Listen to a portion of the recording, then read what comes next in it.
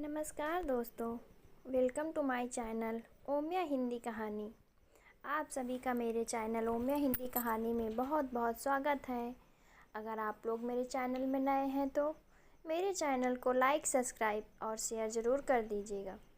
और कहानी के अंत में कमेंट करके भी बताइएगा कि आप लोगों को ये कहानी कैसी लगी। अब हम सुनेंगे सेनापति महोदया भैरवी की अगले पार्ट की कहानी, तीसरे पार्ट की कहानी।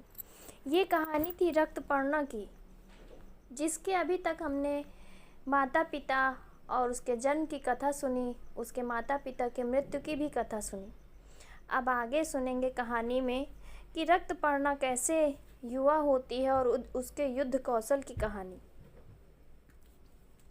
लगभग 19 वर्ष के बाद तेज रफ्तार अश्व पर सवार उस मानव आकृति ने अपने चेहरे को नीले रंग के पट से ढका हुआ था। साथ ही उसकी पीठ पर तीरों से भरा हुआ एक लंबा व चौड़ा लकड़ी का चोंगा टंगा हुआ था। अपने दाएं हाथ में उसने श्वेत अश्व का लगाम पकड़ा था और बाएं हाथ में धनुष बाण उसके था। उसने अश्व की लगाम को छोड़ा और उस हाथ में से एक तीर निकाल कर निशाना साधा। निशाना एक सटीक दिशा में लगा कर उसने तीर को धनुष बाण से मुक्त कर दिया। सरसराता हुआ वो तीर सामने भाग रहे एक लकड़बग्घे के पेट के आर पार हो गया। तभी वो लकड़बग्घा अब वहीं धरा पर धराशायी हो मृत्यु के लिए सदा के लिए लीन हो चुका था। अश्व पर सवार वो स्त्री मानव आकृति अश्व से उतरकर उस मृत लकड़बग्घे के शव के निकट खड़ी हो गई थी। उस मानव आकृति ने अपने मुखमंडल से वस्त्रों के उस मुखौटे का अनावरण किया। गोरे रंग के मुख पर उस पर चमकते तेज के साथ ही वो किसी राजकुमारी से कम नहीं थी। काली आंखें और भौहों के बीच का समन्वय अलगाव उसकी आंखों की सुंदरता को अप्रतिम बना रहा था। उसके मध्याकार व हल्के रंग लाल के होठों की तुलना किसी गुलाब की पंखुड़ियों से कम करना गलत था। वाह, क्या कमाल कर दिया तुमने रक्तपर्णा! पीछे से मजबूत व विश्वास से परिपूर्ण आवाज आई। आखिर तुमने ये कर ही दिखाया मेरे मित्र। उस मजबूत आवाज का स्वामी एक सिंह था।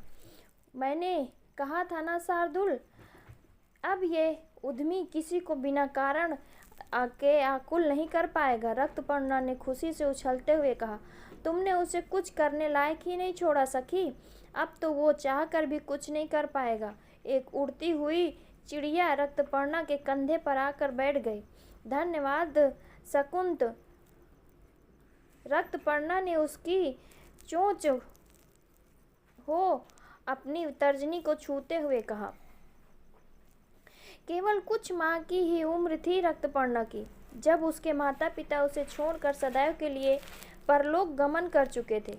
उसकी माता भैरवी के पिता अर्थात रक्तपर्णा के नाना श्री विकराल उसी वन में आए थे जहाँ भैरवी ने अपने जीवन के यह माह बिताए जो एक स्त्री के लिए जीवन के सबसे अनमोल पल हुआ करते हैं। यही वो वन था जहाँ भैरवी ने ईश्वर की कृपा से एक नन्ही परी को जन्म दिया था, परंतु नियति ने उस नन्ही बालिका के हिस्से में उसके जीवन के माता पिता का प्रेम छीन लिया था। अपने हृदय पर अपनी पुत्री व समस्त राज्यों को हमेशा से खो देने का भार, परंतु उसी राज्य को शुभ स्थापित करने की एक आस लिए विकराल आया था उस वन में। जब वो आया तो उसे एक प्रकाशमयी व विशाल गोला उस वन के मध्य में नजर आया था और वो जैसे जैसे उसके निकट जा रहा था उस गोले का प्रकाश छटता जा रहा था। तभी विकराल के भीतर प्रवेश करते ही उस गोले का प्रकाश गायब हो गया। उसमें प्रवेश करने के बाद विकराल के कानों में एक किलकारी पड़ी जिसने उसके भीतर एक जोश को स्थापित कर दिया था। एक नई उमंग, एक नई शुरुआत के साथ उस बच्ची को हाथ में लेते ही उसने निर्णय किया कि वो सिंहस्थ राज को पुनः स्थापित करेगा। उसकी विशालता, उसकी भव्यता, उसकी बहादुरी को पुनः जीवित करेगा उसी असीमता के साथ। बस तभी से वो अपनी नातिन के साथ उसी वन में कई वर्षों से रहा।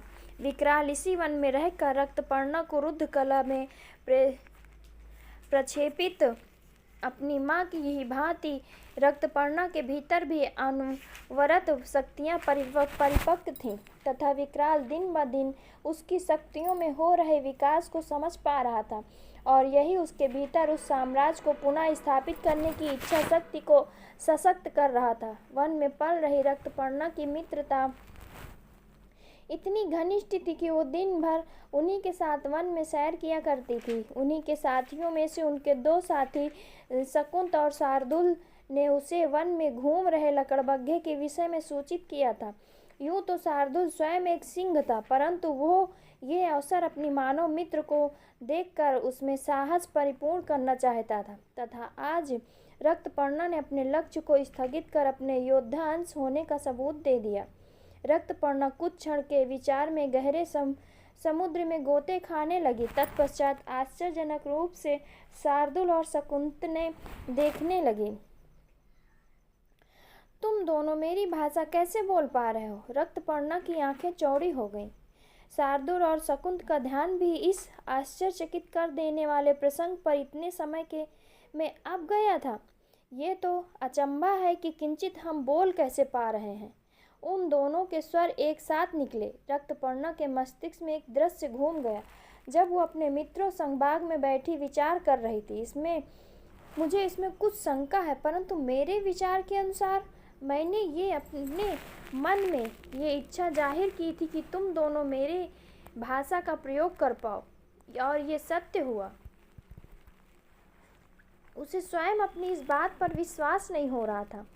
इसका अर्थ है तुम अपने मन में जो कहोगी वो होगा। शकुंत ने कहा, तुम्हें ये सब कैसे आता है? शार्दुल ने बड़े आश्चर्य में होकर पूछा। कुछ तो बड़ा ही आश्चर्यजनक था।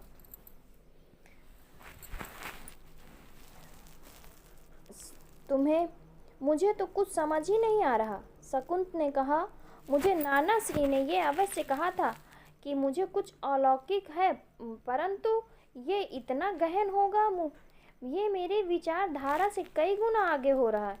रक्तपर्णा ने कहा, तुम्हें इस विषय में उनसे बात करनी चाहिए। तब शकुंत ने कहा, परंतु उन्हें एक बार स्वयं इस शक्ति का पुनः अभ्यास करना चाहिए। शार्दुल ने कहा। रक्तपर्णा को उसकी बात उचित लगी। उसने अपने नेत्र बंद किए तथा मन ही मन कुछ सोचा तथा शकुंत व शार्दुल उसके मुख को बड़े गौर से देख रहे थे। कुछ क्षण पश्चात उसने विचित्र तरह की आंखें खोली तो सामने का दृश्य देखकर अपनी हथेली अपने होंठ पर रख ली। सामने शकुंत व शार्दुल मनुष्य रूप में खड़े थे तथा उन्हें देखकर साफ कहा जा सकता था कि उन्हें ये महसूस नहीं हुआ था वो मनुष्य अवश्य बन गए थे, परंतु उनके चेहरे पर पशु पक्षी होने का आधार अभी भी दिखाई दे रहा था। शकुंत की चोंच उसके होंठ के स्थान पर थी तथा शार्दुल का होंठ सिंह की भांति था। देह से छोटे शकुंत के पंख अभी भी उसके पीठ पर थे तथा शार्दुल अपने 4 पैरों पर खड़ा था। तुम्हारे मुख से ऐसा क्यों प्रतीत हो रहा है कि तुमने कुछ गड़बड़ कर दी है? शकुंत ने भौहें चढ़ाकर कहा। मुझे लगता है कि मेरा स्वास्थ्य खराब हो रहा है। बीमार होने का अभिनय करते हुए रक्तपर्णा ने कहा, मेरे विचार से तुम्हें घर जाना चाहिए। नाना श्री तुम्हारी प्रतीक्षा कर रहे होंगे और तुम्हारा स्वास्थ्य भी ठीक नहीं है। शार्दुल ने कहा। तो रक्तपर्णा ने कहा, यही उचित है। सही कह रहे हो शार्दुल, मुझे शीघ्र घर के लिए चले जाना चाहिए। उसने अपनी तीर का चोंगा अपने कंधे पर पुनः व्यवस्थित कर वो वहां से वन के भीतर जाने लगी। शार्दुल और शकुंता भी अपने अपने घर को जाने लगे तथा उनके जाते ही रक्तपर्णा वहां से चीते की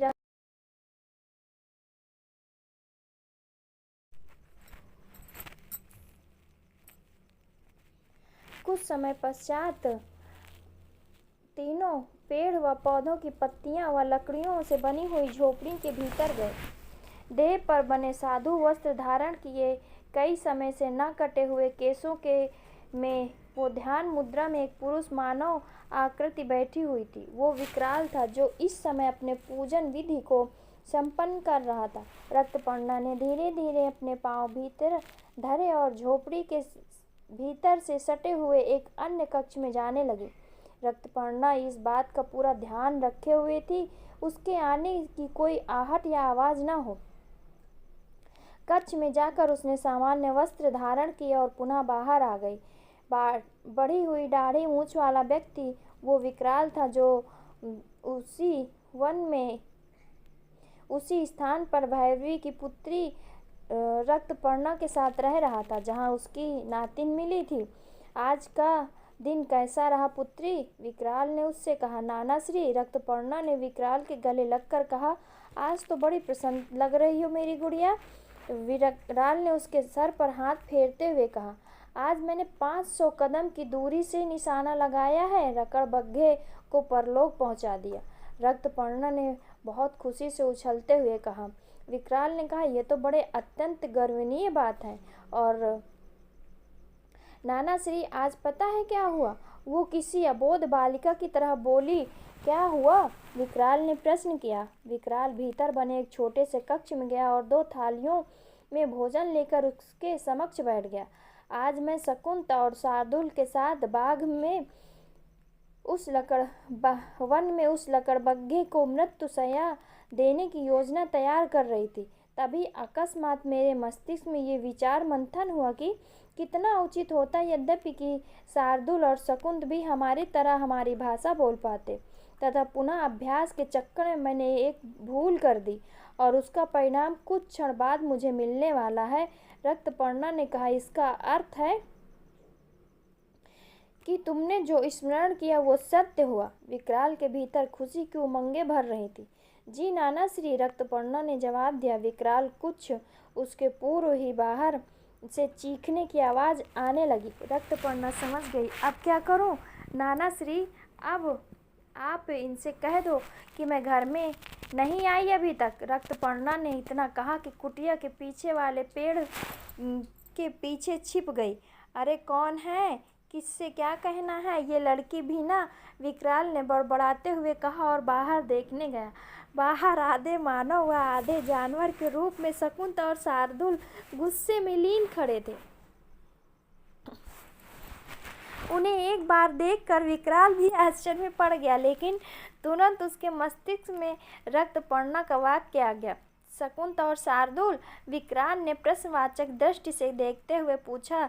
तो शार्दुल ने कहा, नाना श्री, वो कहाँ है? जल्दी बताइए, आज तो उसकी खैर नहीं। देखिए, हमें किन्हीं नाट्य करने वाले की तरह बना दिया है।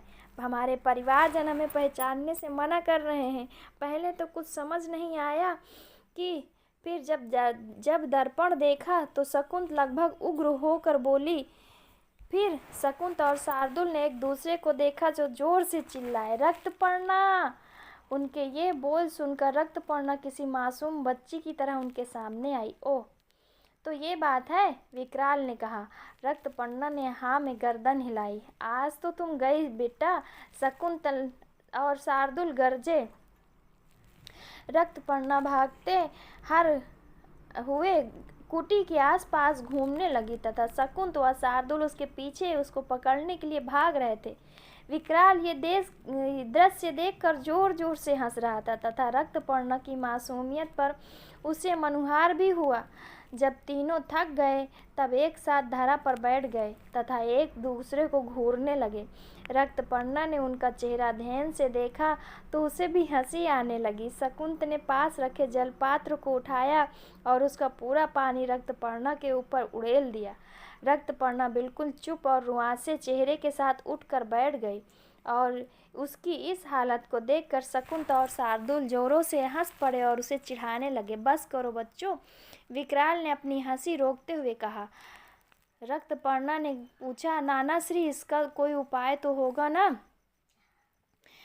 और विकराल के से जाकर लिपट गई। विकराल ने कहा, बिल्कुल है। तो बताइए, कब तक इस वेश में रहेंगे हम दोनों? शकुंत ने कहा, जिस प्रकार तुमने अपने मन में सोचकर इनकी ये दशा की है उसी प्रकार पुनः सोचो, पर इन्हें पहले की बात कर दो।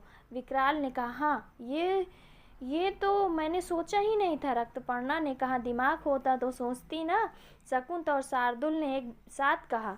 रक्तपर्णा को हंसी आ गई और फिर साधारण हो उसने उसी प्रकार नेत्र बंद किए।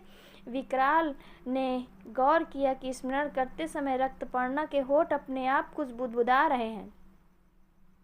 इसका अर्थ है कि रक्तपर्णा को मंत्रोच्चार सीखने की भी आवश्यकता नहीं है। हे ईश्वर, तू इसी प्रकार मेरा साथ देता रहे। विकराल ने मन ही मन सोचा। कुछ क्षण पश्चात रक्तपर्णा ने अपने नेत्र खोले तो देखा कि उसके दोनों मित्र पुनः अपनी असल अवस्था में आ चुके हैं। चलो, मेरे सर का एक बोझ तो उतर गया, रक्तपर्णा ने निश्चिंत होते हुए कहा। शकुंत ची ची करते हुए खुशी से उड़ रही थी और शार्दुल भी पुनः अपनी सिंह अवस्था में आ चुका था। विकराल की आज्ञा ले वो दोनों उनको प्रणाम कर अपने अपने घर को लौट चुके। रक्तपर्णा ने भीतर आकर पुनः वस्त्र बदले और कुछ क्षण पश्चात विकराल कुटी से भीतर आया। दोनों साथ में भोजन किया। पुत्री, अगर तुम्हें स्मरण हो तो मैंने तुमको कुछ कहा था, विकराल ने उसकी ओर देखकर प्रश्न किया। रक्तपर्णा ने अपनी गर्दन को झुकाए रखा। रक्तपर्णा, विकराल ने एक बार फिर पूछा। रक्तपर्णा उसके गले से लिपट गई। मैं जानता हूँ कि तुम्हारे मित्र इस वन में रमे हुए हैं, परंतु अगर तुम इसके बाहर नहीं गई तो तुम अपनी माता की अंतिम इच्छा को कैसे पूर्ण करोगी बेटा? तुम्हारी पूरी दुनिया देखनी है तुम्हें, इसलिए मेरा उन्हें लाना अवश्य है। विकराल ने उनका माथा सहलाते हुए कहा। उन गुरुजी को लाना इतना आवश्यक है क्या? रक्तपर्णा ने कहा। अत्यंत आवश्यक है पुत्री। अगली पूर्णिमा को तुम्हारा 20वां जन्मदिन है तथा यही उचित रहेगा कि तुम्हारे जन्मदिन पर यहाँ उपस्थित हो। और क्या तुम अपने नाना श्री की इतनी सी इच्छा पूर्ण नहीं होने दोगी? विकराल ने कहा। रक्तपर्णा ने कहा, जैसी आप जैसा कहेंगे मुझे स्वीकार है, परंतु वो वन तो दूर होगा ना, आप अकेले कैसे जाएंगे? रक्तपर्णा ने कहा, मैं सब संभाल लूँगा, बस तब तक किसी भी आपातकालीन स्थिति से बचे रहने के लिए तुम्हें उस दक्षिणावर्ती वन में उस अद्भुत वृक्ष के उस फल को लाना पड़ेगा। विकराल ने कहा, ना ठीक है नाना श्री, फिर कल ही आप उत्तर व मैं दक्षिण दिशा की ओर यात्रा शुरू करेंगे। रक्तपर्णा ने कहा। ये हुई ना बात, अब चलो सो जाओ, विकराल ने कहा। रक्तपर्णा ने सहमति से सर हिलाया। वह अपने कक्ष में सोने के लिए चली गई। तुम्हारे आगे की यात्रा के लिए जिस साथी की आवश्यकता है तुम्हें, उसी के लिए तुम्हारा वहां जाना आवश्यक है पुत्री, विकराल ने मन ही मन कहा तथा स्वयं भी निद्रा में लीन हो गया।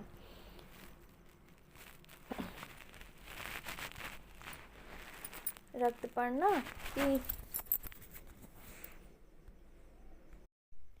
अगली सुबह रक्तपर्णा और विकराल दोनों की तैयारी हो चुकी थी। वो दोनों ही भीतर भावुक थे। रक्तपर्णा, जो कभी अपने नाना श्री से अलग नहीं हुई, आज इस प्रकार से इतनी दूर जा रही है। वही विकराल अपनी नातिन रक्तपर्णा को प्रथम बार इस तरह से अकेले छोड़ रहा था। विकराल के मन के भीतर कोने में एक भय भी था कि रक्तपर्णा अपने शक्तियों से किसी भी बुरी नज़र में न पड़ जाए। उसने अपनी पोटली को एक बार घुमाया व अपने नेत्रों से निकल रहे अश्रु को पूछ लिया। रक्तपर्णा ने भी अपने आवश्यक सामान को व्यवस्थित करके रख लिया था। शार्दुल और शकुंत कुटी के बाहर उन दोनों के निकलने की प्रतीक्षा कर रहे थे। अपनी इस यात्रा के विषय में रक्तपर्णा ने उन दोनों को पूर्व ही सूचित कर दिया था।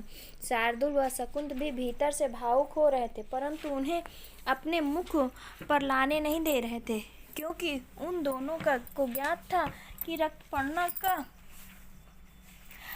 मनुष्यों से मिलना जुलना उसके भविष्य के लिए सुगम रहेगा। विकराल कुटी से बाहर आया और थोड़ी समय पश्चात रक्तपर्णा भी आ गई तथा ना चाहते हुए भी उन दोनों के नेत्र छलक आए। वह दोनों गले लगकर रो पड़े। शकुंत व शार्दुल को ये दृश्य लग रहा था कि उनके भीतर का सागर भी कहीं उमड़ न पड़े। कुछ समय तक ऐसे ही रट रहने के पश्चात विकराल ने उसे अपने से अलग किया। विकराल ने उसके कंधों को कसकर पकड़ा व पूर्ण आत्मविश्वास के साथ उसको देखा। आपके बिना इस प्रकार जाना मुझे अच्छा नहीं लग रहा है, रक्तपर्णा ने कहा। भविष्य की सार्थकता को परिपक्व करने के लिए कभी कभी अपने वर्तमान के आराम का परित्याग करना पड़ता है पुत्री। ये यात्रा तुम्हारे साथ साथ मेरे लिए भी अत्यंत महत्वपूर्ण है तथा इन्हें पूरा करवाना मेरा दायित्व है। विकराल ने उसे संभाला।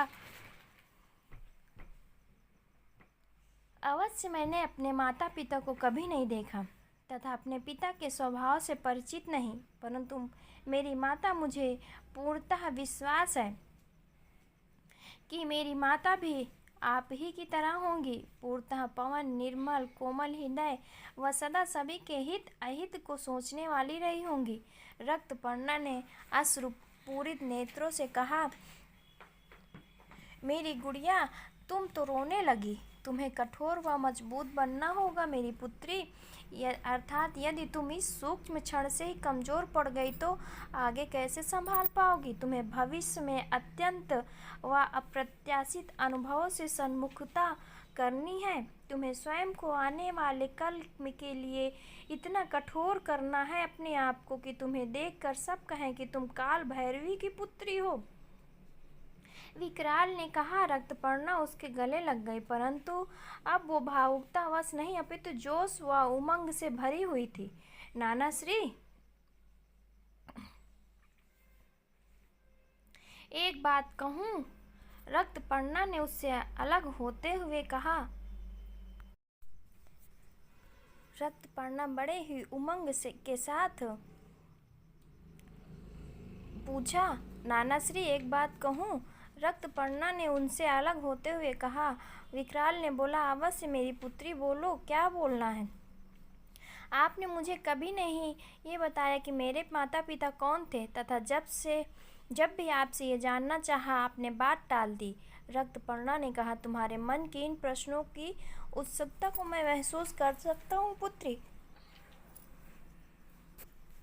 परंतु हर एक कार्य के लिए एक उचित समय तय रहता है। उसे मैं या तुम नहीं, स्वयं ईश्वर तय करते हैं तथा उचित समय से पूर्व किया गया कार्य अपने परिपक्व रूप में नहीं हो पाता। तुम्हें तुम्हारे पिता व जननी के विषय में बताने के लिए भी एक समय सुनिश्चित है। मैं केवल उस उचित समय की प्रतीक्षा में हूँ तथा उस समय के आते ही तुम्हें सब बता दूंगा। जब हम दोनों अपनी अपनी यात्रा को पूरा कर इस वन में पुनः उपस्थित होंगे तब मैं तुम्हें सब बताऊंगा। तब तक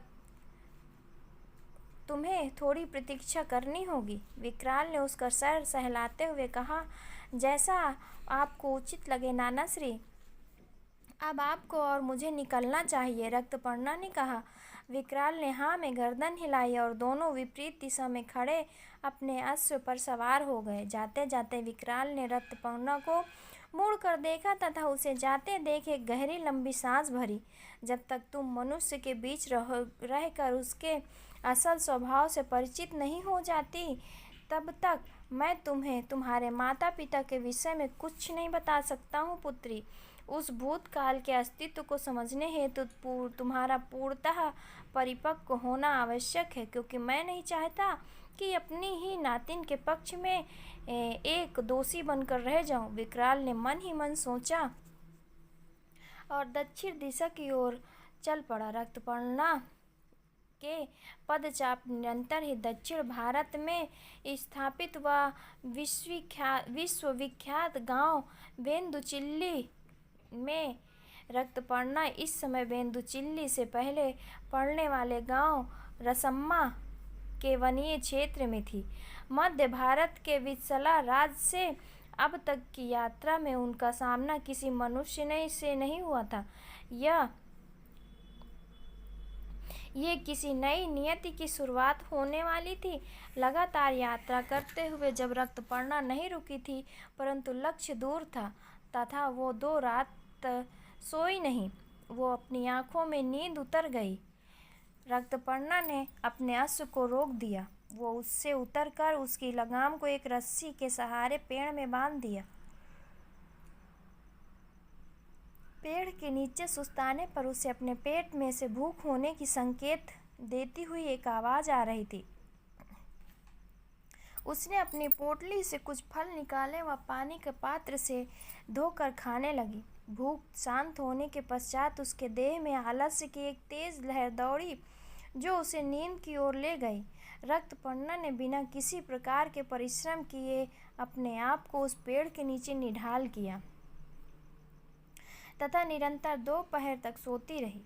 जब उसकी निद्रा हल्की कम हुई तो उसके मस्तिष्क ने उसे एक संदेश दिया। शायद कोई 2 जोड़ आंखें उसे देख रही हैं। मनुष्य के शरीर की एक सबसे खास शक्ति होती है। जब भी कोई उस पर नज़र रखे हुए होता है, उसे इस विषय में उसके मस्तिष्क द्वारा संदेश मिल जाया करता है, जिसे छठी इंद्रिय भी कहा जाता है। रक्तपर्णा ने अपने अलसाई आँखों को धीरे से खोला तो उसे एक मनुष्य, एक खरगोश की आकृति दिखाई पड़ी। इतना देखते ही रक्तपर्णा हड़बड़ाहट के साथ अपने स्थान से उठकर खड़ी हो गई। इस तरह अचानक खड़े होने के कारण उसका सर चकरा गया। वो गिरने लगी। तभी उस मनुष्य आकृति ने रक्तपर्णा को अपने बाजुओं में संभाल लिया। रक्तपर्णा उसके चेहरे को देख पाती उससे पहले ही वो बेहोश होकर उसकी भुजाओं में गिर गई। कुछ क्षण के पश्चात एक कुटीनुमा स्थान पर चबूतरे नुमा बने बिस्तर पर रक्तपर्णा लेटी हुई थी। एक खरगोश उसके निकट बैठा था, उसे आश्चर्य से देख रहा था। वह पुरुष मनुष्य आकृति एक हाथ में पंखा ले उसे हवा कर रहा था। उस पुरुष ने कहा, अनुचित सा था कि क्योंकि वो देह से एक युवा प्रतीत हो रहा था। रक्तपर्णा को हल्का महसूस हुआ कि वो अपने नेत्रों को खोल लिए। उसके सामने बैठा हुआ वो मनुष्य एकदम शांत भाव से उसे देख रही थी। रक्तपर्णा धीरे से उठकर बैठी। वो मनुष्य भी अपने स्थान से उठा व उसके सामने जल लाया। रक्तपर्णा ने एक सांस में पूरा जल ग्रहण किया। वो कुछ याद करने लगी। उसने अपने कुछ क्षण आंखें बंद किए और पुनः खोल दिए। वो उस युवक को देखने लगी। गौरवर्ण मुख व देह मध्य आकृति की भूरी आंखें, घुंघराले बाल, उसके गाल निचले हिस्से के आकर्षक कपोल बारीकी से तराशी गई किसी प्रतिमा की तरह नाक व पतले होंठ, हल्के गुलाबी होंठ, उसके गालों पर जमी हुई लुभावनी दाढ़ी तथा ऊपरी होंठ व नाक के बीच की मूछें उसे दिखने में और भी युवा बता रही थी। उसकी आयु 20-21 वर्ष लग रही थी। वह उसके देह पर योद्धाओं के वस्त्र थे, परंतु उसका दाहिना पैर अपंग था, कुछ टेढ़ा सा। उसे देखकर एक क्षण के लिए रक्तपर्णा मंत्र मुग्ध सी हो गई, परंतु रक्तपर्णा के देखने के तरीके से वो असहज हुआ। उसे असहज देखकर रक्तपर्णा भी थोड़ी संभली व उस खरगोश की तरफ देखकर पुनः उस युवक को देखा। आप कौन हैं? रक्तपर्णा ने अपरिचितों की भांति घूरते हुए उससे पूछा। यदि यही प्रश्न मैं करूं तो? उसने कहा। रक्तपर्णा थोड़ा सकपकाई व उसे महसूस हुआ कि वाकई वो युवक एक राज्यीय स्थान पर है। मैं रक्तपर्णा तथा मध्य भारत में स्थित वत्सला राज्य से हूँ। परंतु आप? उसने कहा, मैं युग नचिकेत राज्य के वर्तमान सेनापति का पुत्र तथा ये मेरे संग मेरा मित्र कल्प है। युग के नाम से उस युवा ने स्वयं को व उस खरगोश को परिचित करवाया। परंतु वो राज तो? रक्तपर्णा ने विचार करते हुए अपनी वाणी को लगाम दी। मेरे अनुमान से अनुसार आपके मस्तिष्क ने आपको यह संकेत दिया कि वो राज्य भारत के उत्तरी छोर में स्थित है। सही कहा ना मैंने? युग ने रक्तपर्णा की आंखों में देखकर कहा तथा उसके मन का संशय दूर किया। परंतु आप दक्षिण में? रक्तपर्णा ने उससे प्रश्न किया। मेरे यहाँ उपस्थित होने का कारण मैं अपने साझा अवश्य करूँगा, परंतु उससे पूर्व आप अपने यहाँ होने का कारण बताएं, युग ने कहा।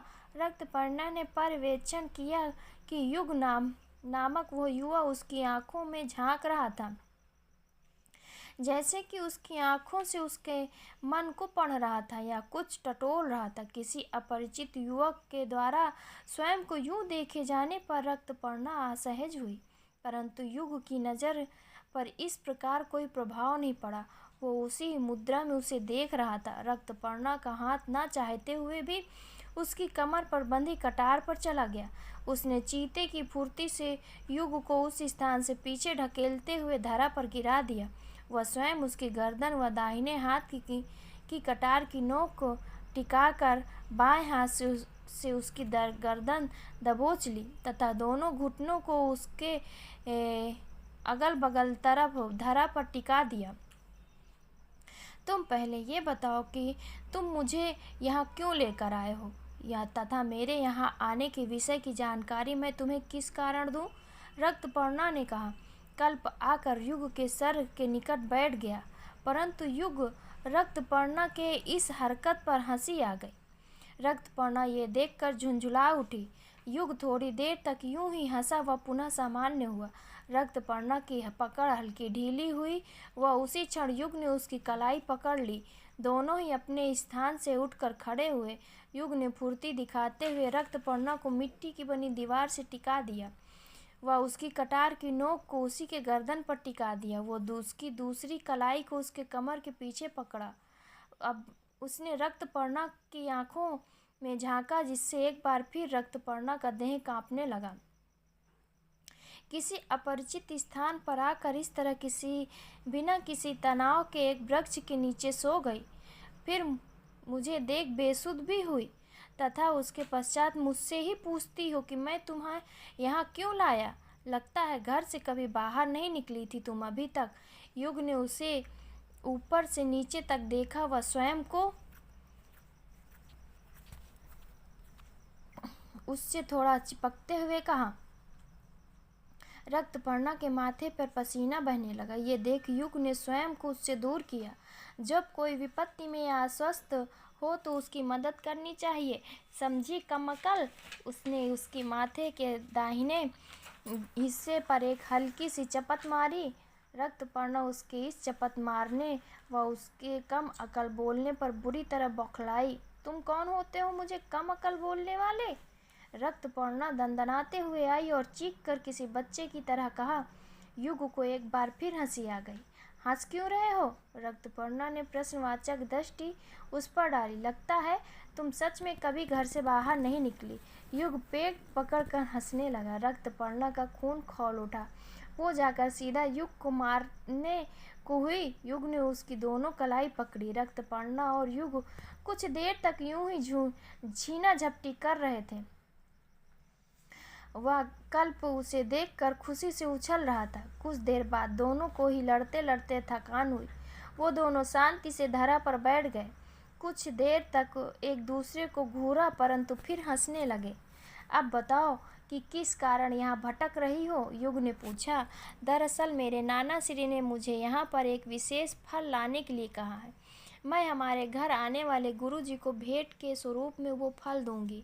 उसके पश्चात मेरी अस्त्र शस्त्र की शिक्षा शुरू होगी। रक्तपर्णा ने कहा। मैं हर स्थान व यहाँ वहाँ ही घूमता रहता हूँ, क्योंकि मेरे पास करने लायक और कोई कार्य ही नहीं। युग ने कहा। रक्तपर्णा हंसी। उस युग उसे हंसते हुए निहारने लगा। तुम मेरी मित्र बनोगी? युग ने पूछा। मैं? क्या सच में? रक्तपर्णा ने आश्चर्य से कहा। हाँ तुम। क्यों? इस कल्प के सिवाय कोई मेरा मित्र नहीं है। युग ने कल्प के सर पर हाथ फेरते हुए कहा। ऐसा क्यों? रक्तपर्णा ने पूछा। क्योंकि मेरे बाबा कहते हैं कि मैं कुछ विशेष हूँ, जिस कारण मैं केवल उसी व्यक्ति से मित्रता रख सकता हूँ जो मेरे भांति पशु पक्षी से प्रेम करता हो। तुम मुझे वही लगती हो। युग ने कहा। तुम्हें वाकई व्यक्तित्व पढ़ने की कला आती है? रक्तपर्णा ने कहा। हाँ, ये कला मुझे मेरे बाबा ने सिखाई है। युग ने कहा। तुम्हारे बाबा कौन है? रक्तपर्णा ने पूछा। मैं तुम्हें उनसे मिलवाऊंगा। वो तुमसे मिलकर बहुत प्रसन्न होंगे। युग ने बोला। मैं भी। रक्तपर्णा ने कहा। बनोगी मेरी मित्र? युग ने उसकी हथेली थामते हुए कहा। रक्तपर्णा ने बिना हिचकिचाए उसकी हथेली पकड़ी और कहा। अवश्य। रक्तपर्णा ने प्रश्न किया। तुम्हारा पैर? युग ने कहा। बहुत लंबी कहानी है, सुनोगी? रक्तपर्णा ने कहा। हाँ, अवश्य। दरअसल मेरा एक भाई है, अधीरा। कुछ साल पहले हम दोनों भाई नदी किनारे घूम रहे थे और अज्ञातवश मेरे भाई अधीरा ने वहाँ तप कर रहे ऋषि मुनि के कमंडल का पवित्र जल उस पीपल के पेड़ के पास गिरा दिया, जिसके बगल वाले वृक्ष के नीचे मुनि साधना कर रहे थे। मेरे भाई के किए इस कार्य से क्रोधित होकर उन्होंने उसे श्राप दे दिया, जिससे मेरा भाई पूरी तरह से अपंग हो गया। जब मुझे ये बात समझ आई तो मैंने उनसे माफ़ी मांगी। तब उन्होंने कुछ शांत होकर मुझे इसका उपाय बताया कि मैं मेरे भाई के श्राप जुड़ कर ही उसे मुक्त करवा सकता हूँ। इसी कारण मैंने उसके पैर की अपंगता अपने पैर में ले ली। वह उस उपाय को खोज रहा हूँ, युग ने बताया। वो बताते हुए उसका गला भर आया था। उसने पास रखे जल पात्र से जल पिलाया। वो उपाय क्या है? रक्तपर्णा ने पूछा। मुझे उन ऋषि ने बताया कि जिस व्यक्ति का जन्म पूर्णिमा के पूरे चांद होने पर वह साथ ही सावन माह में हुआ हो, उस व्यक्ति के संग वो वयस्क वन में जाकर निर्कत वृक्ष का फल प्राप्त करना होगा। उसके पश्चात जब वो फल मेरा भाई खाएगा तब उसे श्राप से मुक्ति मिल जाएगा। युग ने कहा, परंतु तुम ऐसे व्यक्ति को खोजोगे कहाँ? रक्तपर्णा ने प्रश्न किया। उन ऋषि को यही प्रश्न मैंने किया था, जिसके लिए उन्होंने मुझे एक रत्न दिया था। वो रत्न एक पारदर्शी रत्न था। जब ऐसा व्यक्ति मेरे आसपास होगा तो वो रत्न नीले रंग के में चमकने लगेगा। पता है, इस वन के निकट आते आते उस रत्न की चमक दूधमयी होने लगी थी और इसी कारण मैं यहाँ आया, तुमसे भेंट हुई, युग ने बताया। वो रत्न अभी है कहाँ? रक्तपर्णा ने पूछा। कल्प के गले में, युग ने बताया। उन दोनों ने कल्प को देखा, जो उसकी उनकी तरफ पीठ करके बैठा हुआ था। दोनों उसके निकट गए तथा उसके पश्चात जो उन्होंने देखा वो उसके नेत्र के आश्चर्य से भर उठे। वो रत्न चमक रहा था, पूर्णतः नीले रंग में। उसका प्रकाश चारों ओर फैल रहा था। लगता है मेरी खोज पूरी हो चुकी है, युग खुश होते हुए बोला। तुम्हारा अर्थ मैं? रक्तपर्णा ने कहा, हाँ तुम, युग ने कहा और उसे गले लगा लिया। रक्तपर्णा भी उसकी खुशी में अत्यंत खुश हुई। दोनों कुछ देर वहाँ की बातें करने लगे। वैसे तुम्हें कैसे ज्ञात कि मैं प्रथम बार इस प्रकार घर से निकली हूँ? रक्तपर्णा ने प्रश्न किया। तुम्हारे मुख पर ये जो शिशुओं वाली मासूमियत आई है ना, बस इसे देखकर, क्योंकि वर्तमान में कोई बालिका या कन्या इतनी मासूम होती ही नहीं। सभी लड़ाकू और सभी को उन महान महिला योद्धा काल भैरवी की भांति जो बनना है, युग ने हंसते हुए कहा। रक्तपर्णा के मुख पर गंभीर भाव आ गए। तुम काल भैरवी को जानते हो? रक्तपर्णा ने उससे सवाल किया। तुम नहीं जानती हो उन्हें? युग कुछ आश्चर्य से बोला। मैं प्रश्न का उत्तर पहले दो। रक्तपर्णा ने कुछ कड़क स्वर में कहा। बताता हूँ देवी जी, गुस्सा क्यों कर रही हो? युग ने कहा। रक्तपर्णा ने एक गहरी सांस ली तथा कुछ शांत हुई। काल भैरवी अपने समय की एक महान योद्धा थी। कहते हैं उनके पास दैवीय शक्ति थी। वो एक बहुत ही बहादुर सेनापति की पुत्री थी। क्या नाम था उनका सेनापति का? युग कुछ याद करते हुए बोला। विकराल। पर रक्तपर्णा ने गंभीर स्वर में कहा, हाँ वही विकराल। परंतु एक क्षण, तुम कैसे जानती हो इस नाम को? युग ने कहा। तुम अपनी बात पूरी करो। रक्तपर्णा धरती को घूरते हुए बोली। युग ने कंधे उचकाए, फिर पुनः विचार करने लगा। केवल भारत ही नहीं अपितु विश्व में सिंहस्थ राज व उसके सेनापति विकराल का नाम था। कहते हैं कोई भी सिंहस्थ राज के महाराज रुद्र प्रताप व विकराल को हरा नहीं सकता था। विकराल व रुद्र प्रताप दोनों की पत्नियों ने जुड़वा शिशुओं को जन्म दिया था। रुद्र प्रताप के 2 पुत्र तथा विकराल की एक कन्या व एक पुत्र जन्मे थे। विकराल के पुत्र ने जन्म लेते ही संसार त्याग दिया, परंतु उसने हार नहीं मानी। अपनी पुत्री को इतना योग्य बनाया कि उसके बाद उसकी पुत्री ने सेना नायक को पद संभाला। सब कुछ सामान्य चल रहा था और तो और विकराल की पुत्री भैरवी और रुद्र के पुत्र बड़े पुत्र का विवाह भी हो गया था। लगभग 1.5 वर्ष के बाद विकराल व पुत्र, जिसे वो मृत समझ रहा था, वो वापस आया। वो मरा नहीं था, बल्कि उसे कोई अघोरी उठा ले गया था, जो कि विकराल का शत्रु था। उस पुत्र ने सभी को मार दिया, केवल विकराल को छोड़कर, तथा उसके बाद विकराल भी लापता हो गया। सिंहस्थ राज अब केवल एक इतिहास बनकर रह गया है तथा काल भैरवी उस इतिहास की योद्धा। कहते हैं कि काल भैरवी का भाई एक साधक बन चुका है। वो भविष्य में कुछ बड़ा करने की योजना बना रहा था है। युग ने उससे पूरी बात बताई, जिसे सुनकर रक्तपर्णा थोड़ी भावुक हो गई थी। तुम रो क्यों रही हो? युग घबरा गया। ये सब तो जानते हैं कि विकराल लापता हो गया, परंतु कोई ये नहीं जानता कि उनके साथ कोई और भी था। रक्तपर्णा ने गंभीर स्वर में कहा, कौन? मुझे नहीं पता। युग ने आश्चर्य से प्रश्न किया, भैरवी की पुत्री? रक्तपर्णा ने कहा, यह तो असंभव है, क्योंकि जहाँ तक मैंने सुना है, जब भैरवी गर्भवती थी उसी समय उसके भाई ने उसकी हत्या कर दी थी, जिसमें उसका शिशु भी मर चुका था। युग ने कहा, यह सुनकर रक्तपर्णा भी आश्चर्य में पड़ गई, क्योंकि यद्यपि भैरवी के शिशु की हत्या हो गई थी, तो वो कौन है जिसे बचपन से विकराल भैरवी की पुत्री बताया करता है? उसे इतना अनुमान लग गया था कि विकराल उसे असत्य कह रहा था तथा अब सत्य भी उसे वो ही बताएगा। वो कुछ सोचकर अपने स्थान से उठी। कुछ बोलोगी? युग ने कहा। रक्तपर्णा उसकी ओर मुड़ी। भैरवी की वो अज्ञात पुत्री मैं हूँ युग, रक्तपर्णा ने कहा। यह क्या सच में? तुम खुशी से उछल पड़ा युग। हाँ, रक्तपर्णा ने उत्तर दिया। कभी स्वप्न में भी नहीं सोचा था कि मैं भैरवी जैसी योद्धा की पुत्री से मिलूंगा। सच तो ये कह रही हो ना तुम? उसने प्रश्नवाचक दृष्टि उस पर डाली। मैं तुम्हें अपनी नाना श्री विकराल से भी मिलवा सकती हूँ, रक्तपर्णा ने कहा। मैं कहीं खुशी से सच में पागल न हो जाऊँ? युग खुशी से बोला। क्या तुम मेरे साथ चलोगे? रक्तपर्णा ने प्रश्न किया। चलूंगा पर कहाँ? युग ने पूछा। उस अद्भुत फल को लाने के लिए जिससे मैं और तुम यहाँ लेने आए हैं, पर रक्तपर्णा ने कहा। अवश्य, परंतु तुम्हारी आंखों में इतना तनाव क्यों है? युग ने पूछा। क्योंकि कुछ सवालों के उत्तर चाहिए मुझे, इसलिए अति शीघ्र वो फल पाना है मुझे, रक्तपर्णा ने कहा। तो फिर चलो। तुम्हारे रहस्यमयी सवाल मुझे भी ज्ञात हो? युग ने उत्सुकता से कहा। रक्तपर्णा भी उसे उत्साहित देख उमंग से परिपूर्ण हुई। रक्तपर्णा और युग दोनों उस फल को लेने के लिए निकलने लगे।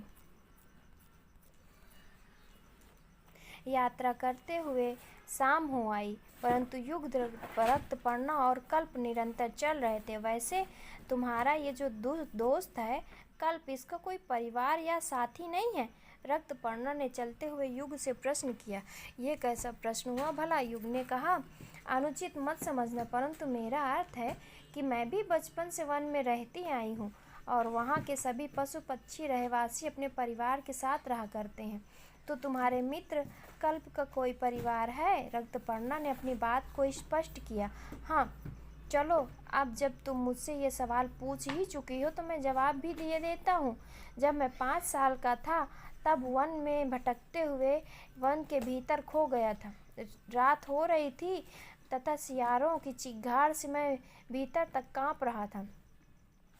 भय के कारण डरा सहमा हुआ सा बैठा वहीं एक वृक्ष के नीचे रोने लगा था। तभी मुझे कल्प दिखा था। कल्प के सर पर के मध्य में गोलाकार एक रोशनी का स्रोत जैसा कुछ समाया हुआ था। कल्प भी शिशु था और उस समय उस कल्प ने वो अद्भुत शक्ति मेरे लिए चमत्कार सी प्रतीत हुई थी। मुझे कल्प ने ही उस वन से के उसी रास्ते पर पहुंचाया जहां से मैं वन के भीतर आया और गुम हो गया था। बाहर लाते समय कल्प मेरे कंधे पर था और मुझे हाथों से इशारा करके आगे का रास्ता बता रहा था। कल्प मुझे छोड़कर जाने को तैयार नहीं था और मैं भी ऐसे साथी को छोड़ना नहीं चाहता था। लेकिन कल्प कुछ भिन्न है, कुछ विचित्र। कल्प को जिस रात में घर लाया उसी रात मुझे स्वप्न के माध्यम से ज्ञात हुआ कि कल्प एक श्रापित गंधर्व तथा मेरे आगे के लक्ष्य के लिए वो मेरे साथी के रूप में आया है, जिस कारण वो वन वाली घटना घटी थी। युग ने बताया।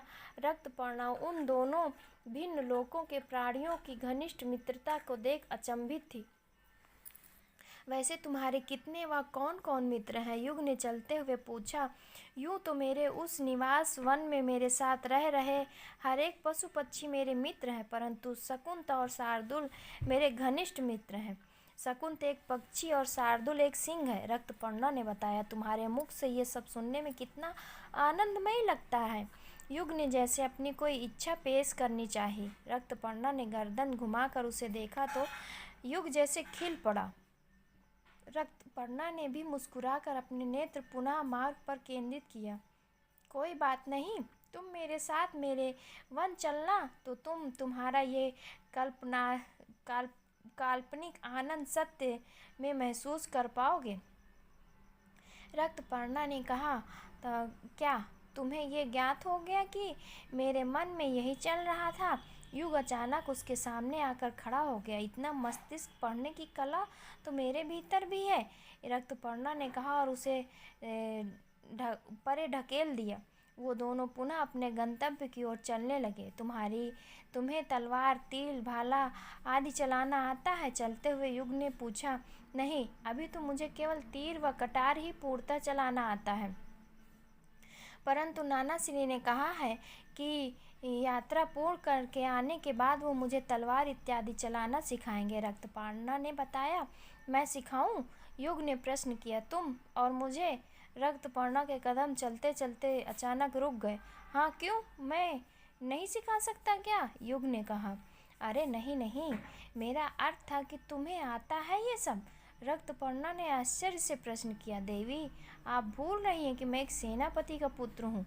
मेरी माता भी क्षत्रिय हैं, और पता है, मुझे तो मेरे माता पिता ने 5 वर्ष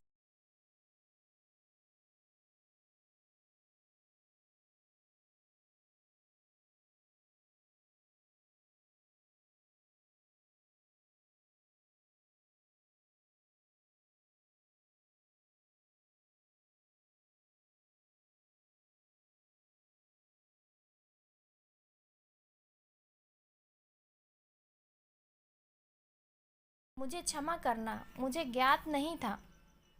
मेरा अर्थ यह है कि मैं तुम्हें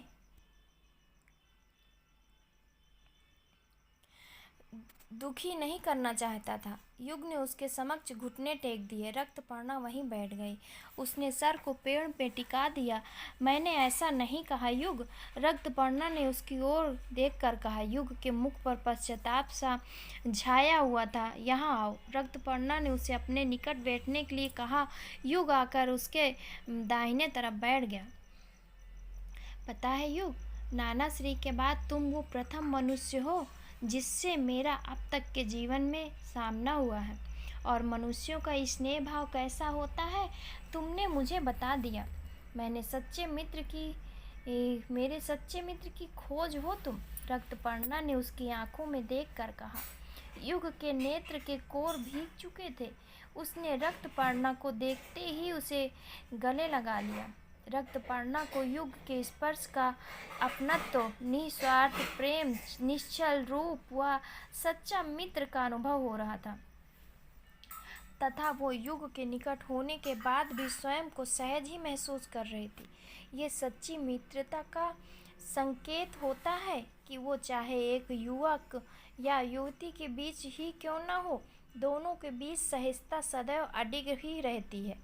कुछ क्षण के पश्चात दोनों अलग हुए। दोनों के मुख पर एक गहरी मुस्कान तैर रही थी।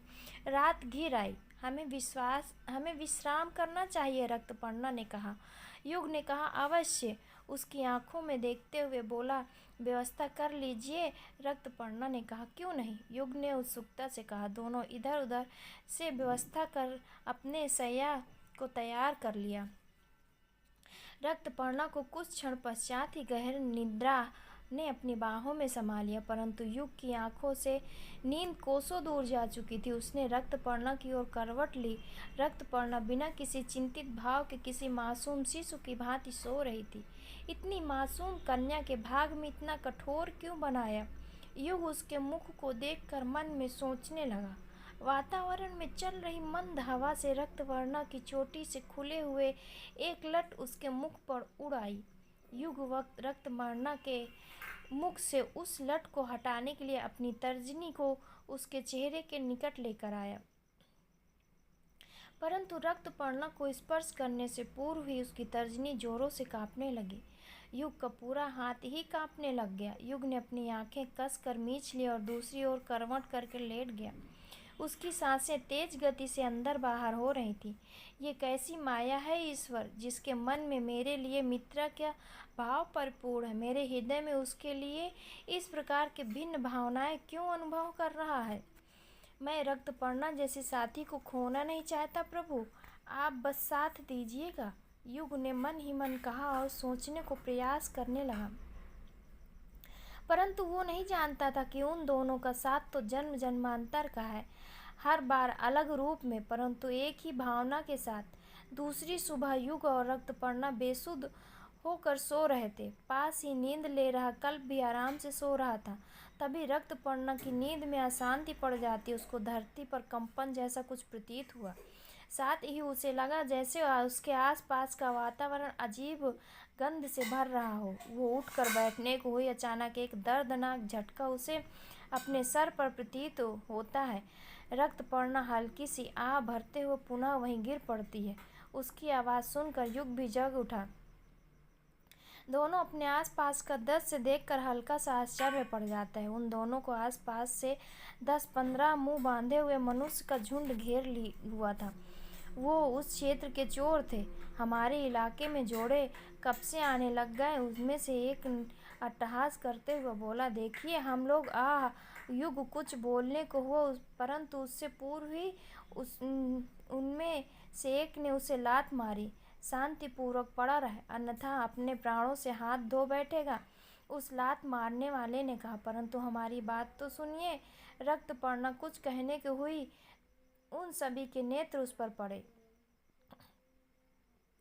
उन सभी को पीछे हटाते हुए एक लगभग 45 वर्ष का व्यक्ति आगे आया। वो रक्तपर्णा को मुख से लेकर देह तक ललसाई आंखें व मुस्कुराहट के साथ देखने लगा। उसे देखने के प्रकार से रक्तपर्णा के भीतर असहजता बढ़ी जा रही थी। वह व्यक्ति रक्तपर्णा के समक्ष एक घुटने के बल पर बैठकर उड़कू उसने उसे पुनः वैसे ही देखने लगा। सुंदर, रमणीय, आकर्षक, ऐसी रूपवती तो आज तक नहीं देखी थी मैंने। वो व्यक्ति रक्तपर्णा के देह को घूरते हुए बोला। रक्तपर्णा भय से युग की ओर सरक रही थी तथा उसकी ये हरकत उस व्यक्ति ने देख ली। रक्तपर्णा के देख अब तक उस व्यक्ति के चेहरे पर जो मुस्कान थी वो क्रोध में परिवर्तित हो गई। उसने रक्तपर्णा के दाहिनी कलाई को पकड़ा और उसे जितना ज़्यादा हो सका खुद के पास ले आया। यमा की आंखों को भाग गई है, तू समझी। किसी और पर पुरुष के बारे में सोचना भी मत।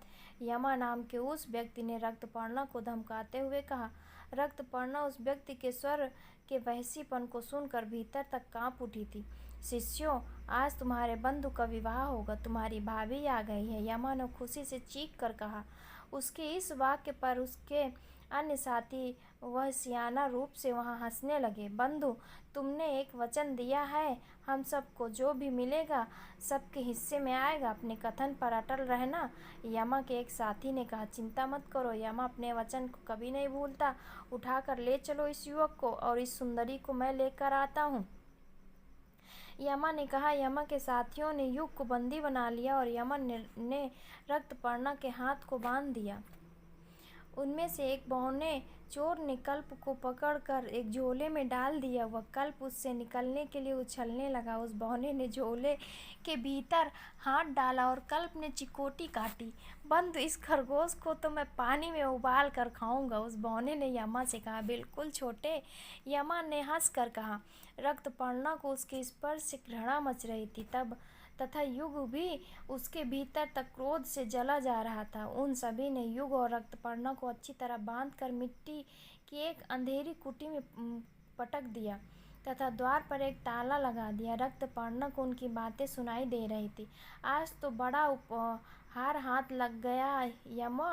ये यमा की आवाज़ थी। परंतु एक प्रश्न है कि इतनी सुंदर कन्या यहाँ क्या कर रही है।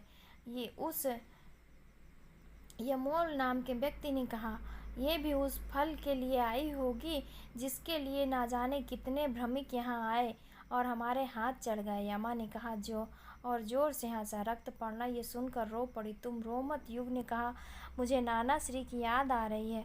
उन्होंने मुझे बताया था कि आज के समय में बालिकाएं सुरक्षित नहीं हैं, परंतु फिर भी मैं बिना किसी सुरक्षा के अज्ञात स्थान पर सो गई और अपने संग तुम्हें भी बंदी बनवा दिया। रक्तपर्णा ने कहा, तुम स्वयं को शक्तिहीन मत समझो रक्तपर्णा, क्योंकि अगर ये संसार चल रहा है तो इसे चलाने वाली एक स्त्री है, वो जिसमें सबकी बुद्धि फिराने की क्षमता है, वो जिसमें सबको मोहित करने की क्षमता है, वो जिसमें प्रजनन करने की क्षमता है।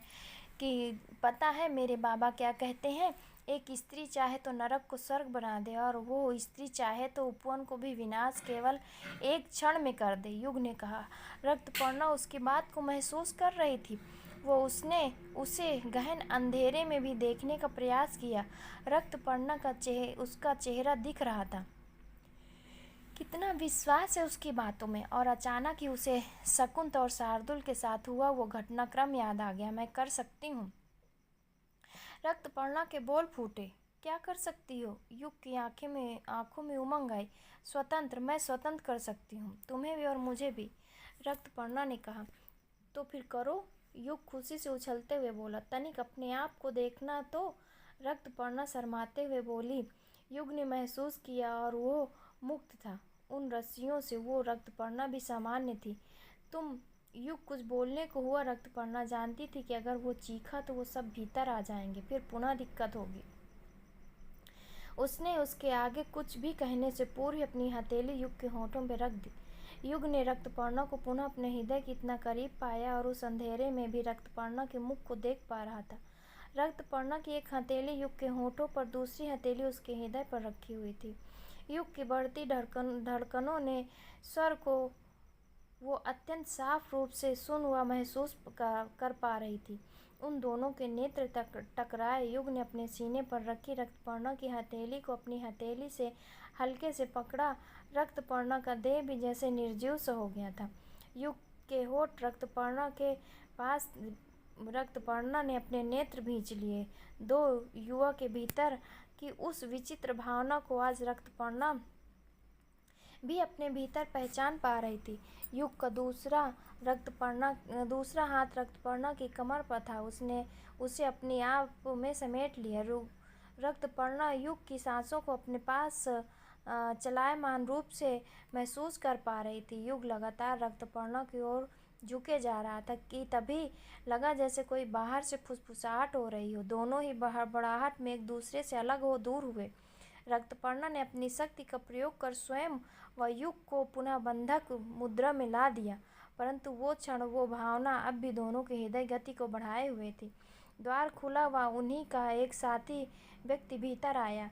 उसने युग को घसीटते हुए उठाया व रक्तपर्णा के हाथ खुले छोड़े। तुम दोनों को अलग रखने का आदेश। अरे तुम, वो रक्तपर्णा की ओर मुड़ा। तुम ये वस्त्र पहन कर रखना, संध्या में बंधु के समक्ष जाना है तुम्हें, याद रहे, कोई चालाकी नहीं, अन्यथा वो युवक तो गया। उसने चेतावनी दी, वहां से युग को लेकर चला गया। इस प्रकार उसे युग को अपमानित रूप से ले जाने के बाद रक्तपर्णा के क्रोध की सीमा न रही, परंतु उसने कुछ नहीं किया। मैं तुम्हें बताऊंगी कि तुम्हें किससे लोहा लिया है, बस संध्या का प्रतीक्षा है। रक्तपर्णा गुस्से में दांत पीसते हुए बोली। शाम को यमा और उसका यमोल नामक वो साथी एक बड़े से चबूतरे पर बैठकर मदिरा पान कर रहे थे। उनके अन्य चेले अपनी शाम को सजा रहे थे। कुटी के भीतर रक्तपर्णा ने वस्त्र बदले व वहीं बैठी रही। वो शांत ही थी, क्योंकि उसे ज्ञात था कि युग उसके पास है, जिस कारण वो कोई चालाकी नहीं कर सकती। सभी तैयार होने के बाद दोपहर वाला व्यक्ति अंदर आया। उसकी आंखों के वहसीपन को रक्तपर्णा महसूस कर पा रही थी। बंधु का आदेश है तुम्हें लाने का, अब चलो, उसने कहा और बाहर निकला। रक्तपर्णा भी उसके पीछे पीछे बाहर आई। बाहर आकर उसने देखा कि उन लोगों ने युग को एक पेड़ से बांध रखा था एवं उसके अपंग पैर से रक्त रिस रहा था, जिसे देखकर रक्तपर्णा भीतर से गुस्से में बौखला रही थी। वो अभी युग की दयनीय स्थिति को देख ही रही थी कि किन्हीं क्रूर हाथों से उसके देह के पीछे से लपेट लिया। वो यमा था।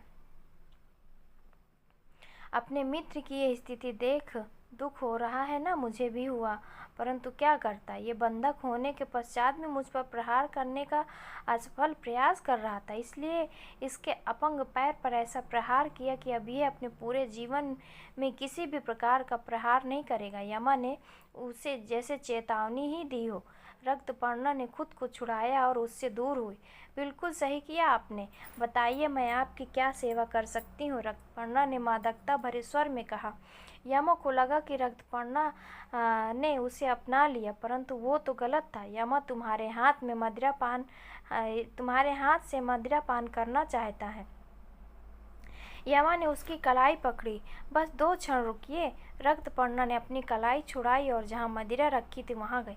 एक कटोरा नुमा बर्तन पर रक्तपर्णा ने मदिरा डाली व अपने नेत्र मूंद लिए। हे ईश्वर, आज आपकी सहायता चाहिए। अपने जीवन की पहली हत्या करने के लिए, रक्तपर्णा ने मन ही मन कहा।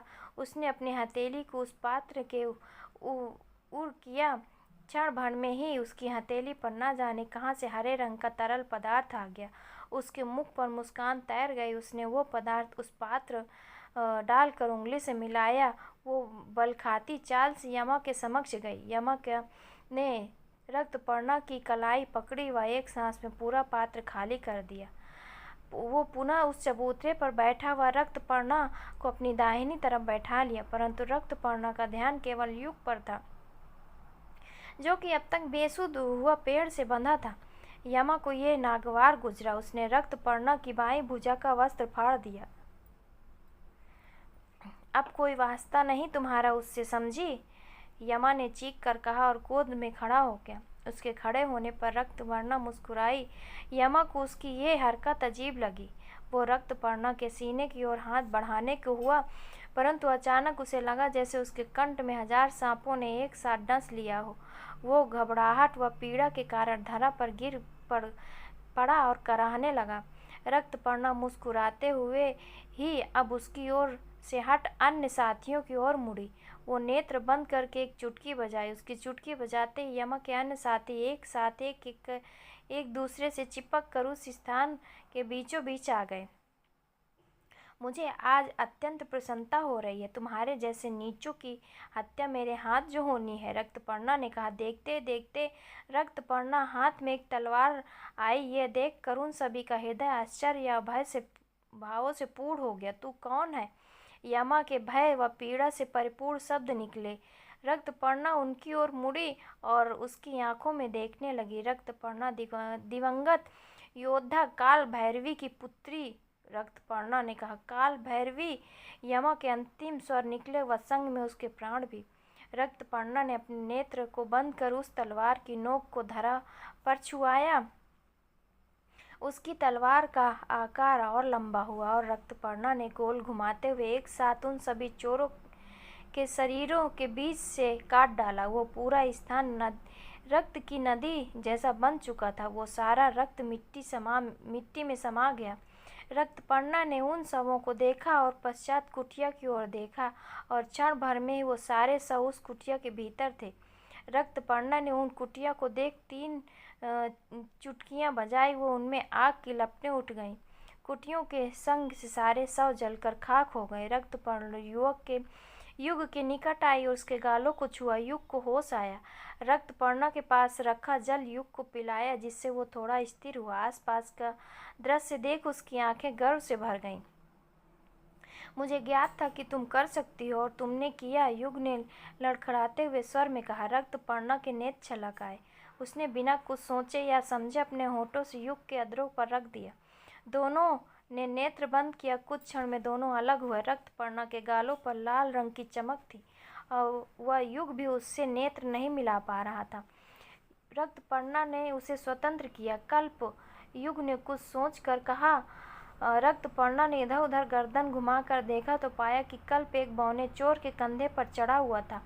वो कभी उसके बाल नोचता तो कभी उसे काटता। ये देख रक्तपर्णा व युग दोनों को हंसी आ गई। रक्तपर्णा का सहारा ले युग कल्प और उस बौने चोर के निकट पहुंचा। वो बौना रक्तपर्णा को देख जम गया। कल्प जाकर युग के कंधों पर बैठ गया। तुम कैसे रह गए? रक्तपर्णा ने व्यंग्यात्मक स्वर में कहा। मैंने तो कुछ किया ही नहीं, मुझे क्षमा कर दो। उस बौने ने विनती की। क्या कहते हो युग, इसका क्या करना चाहिए? रक्तपर्णा ने पूछा।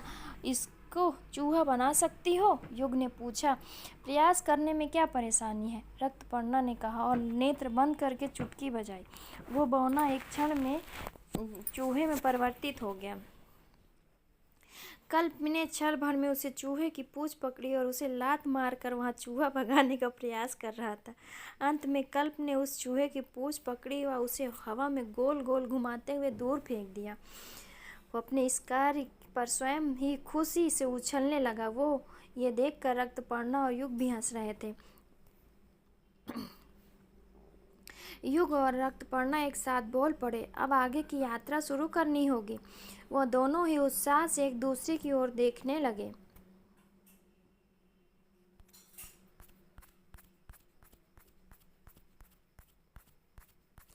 रक्तपर्णा और युग अब अपनी यात्रा के लिए चल पड़े।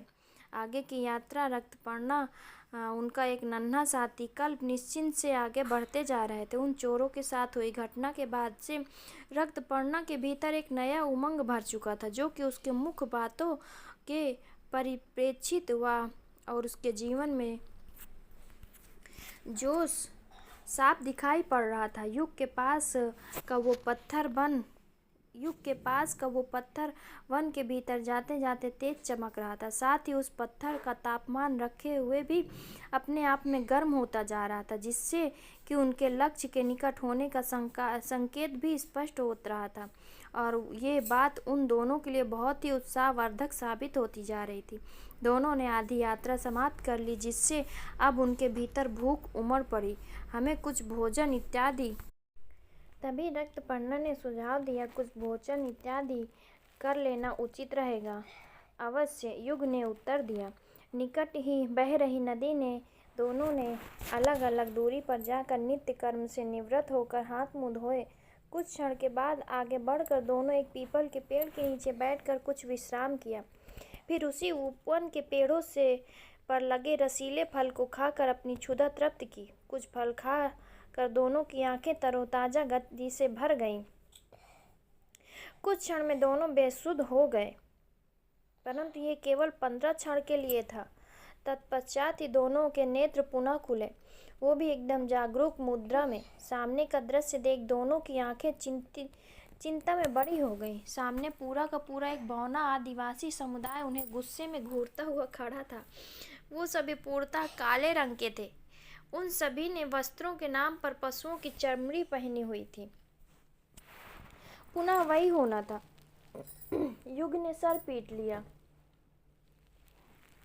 अभी शांत रहो, ये हमें अवश्य समझेंगे, रक्तपर्णा ने कहा। युग ने रक्तपर्णा के आश्वासन को मान लिया, परंतु युग को भी ज्ञात था कि ये वो आदिवासी होंगे तथा आदिवासी कभी भी किसी अपरिचित व्यक्ति को अपने वन क्षेत्र के भीतर प्रवेश नहीं करने देते हैं। तुम कौन हो? तुम दोनों कौन हो? एक सैनिक भांति दिखने वाले बौने ने कहा। युग ने रक्तपर्णा ने असमंजस में एक दूसरे को देखते हुए उन दोनों को मौन देख उस बौने का क्रोध और भी बढ़ गया। उन दोनों की पीठों पर अपने डंडे से मारा। दोनों की आह भरी हल्की चीख निकल आई। मुंह पर गोंद लगा हुआ था, जो मुख से कोई शब्द नहीं निकल रहे हैं। सरदार, मुझे लगता है ये अवश्य ही हमारे कबीले में घुसपैठ कर रहे हैं। आप आदेश दें तो इन्हें इसी क्षण मृत्यु देकर परलोक पहुंचा दें। हम उस बौने ने क्रोध में बिगड़ते हुए कहा। उस बौने ने ये कहने पर उसी के जैसे सारे बौने ने अकित्सा शब्द का चित्कार शुरू कर दिया। उनकी चित्कार करुणा, पश्चाताप, क्रुंदन, पीड़ा, भय, क्रोध, आत्मसात, आकर्षण, आक्रमण सभी का मिश्रण था। उनकी भयावह चित्कार को सुनकर एक भय की सरसराहट युग व रक्तपर्णा को रीढ़ों में दौड़ गई। कल्प भी युग के कंधे पर दुबक गया। शांत रहो तुम सब, उन बौनों की चित्कार से भी अधिक तेज वह बुलंद स्वर में पूरे वातावरण में गूंज उठा। उस गूंज की शक्ति इतनी प्रभावशाली थी कि उन सभी बौनों ने ऐसा मौन धारण कर लिया जैसा वो कभी बोलना ही नहीं जानते हों। उस बुलंद स्वर के व्यक्ति को देखने की उत्सुकता रक्तपर्णा व युग के भीतर बढ़ गई। वो सभी बौने एक तरफ सिकुड़ कर मुंडी नीचे किए एक दूसरे से सट कर खड़े हो गए। उनके हटने के बाद एक 75 वर्षीय बूढ़ा परंतु नौजवानों की भांति देह वाला एक व्यक्ति आया।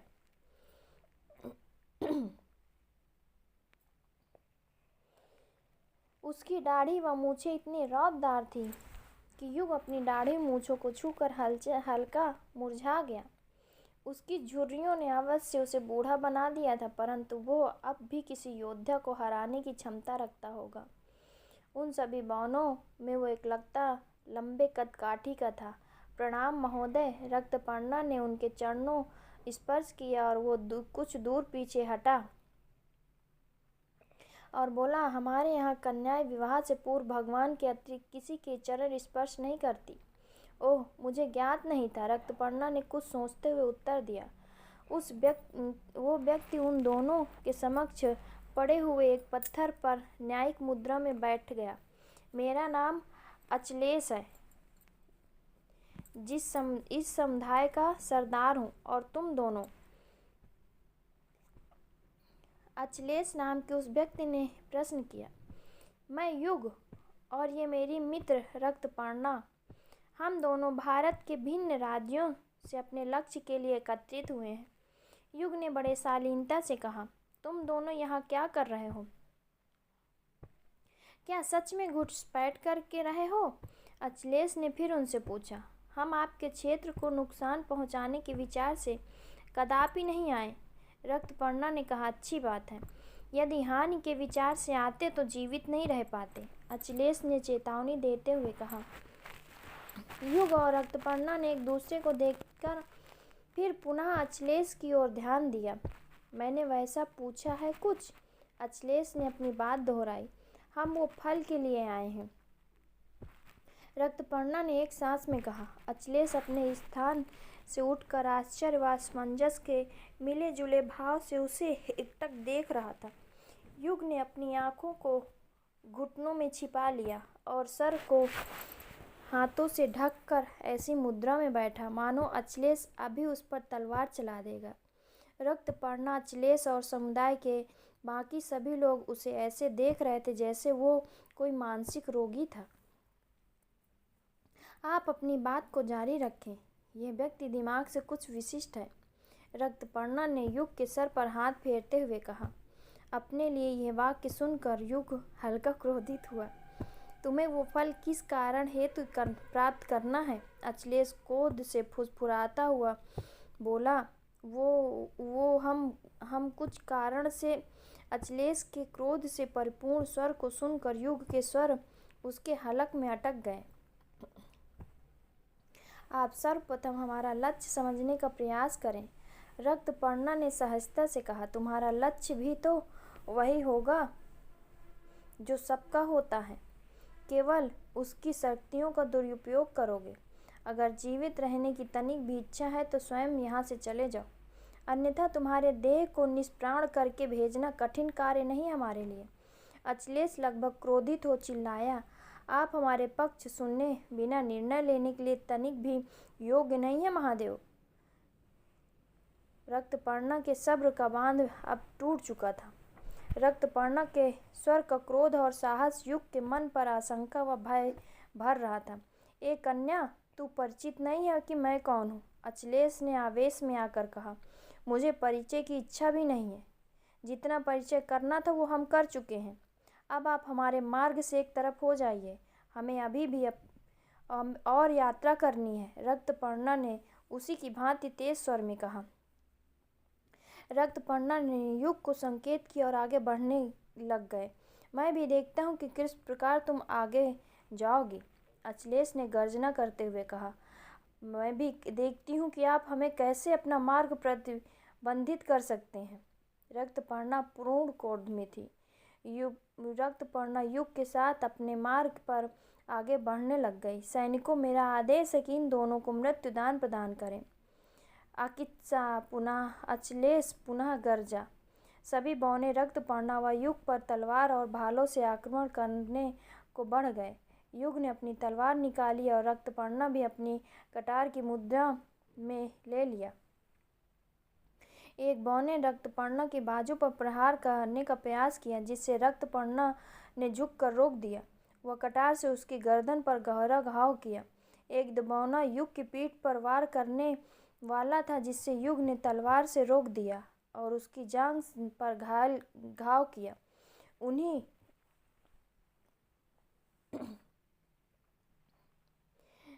उन्हीं में से एक बौना अपने एक साथी के कंधे पर चढ़ा और रक्तपर्णा के उदर पर प्रहार करने की कोशिश में लग गया। रक्तपर्णा ने थोड़ी पीछे होकर वार रोका और घूमते हुए दोनों को गिरा दिया। उन दोनों के संभलने से पूर्व ही रक्तपर्णा ने उनकी गर्दन पर वार किया। कटार से लड़ना कठिन है। रक्तपर्णा ने इतना सोचा ही था कि लड़ते हुए उसकी कटार तलवार में परिवर्तित हो गई। रक्तपर्णा आसानी से उस बौने का गर्दन मर्दन कर पा रही थी। ये तो बहुत अधिक मात्रा में है। अपने उदर पर होने वाले प्रहार को रोक उस बौने की छाती फाड़ते हुए युग ने कहा, ये कठिन अवश्य है, परंतु अपने लक्ष्य के लिए इनसे ये युद्ध करना आवश्यक है।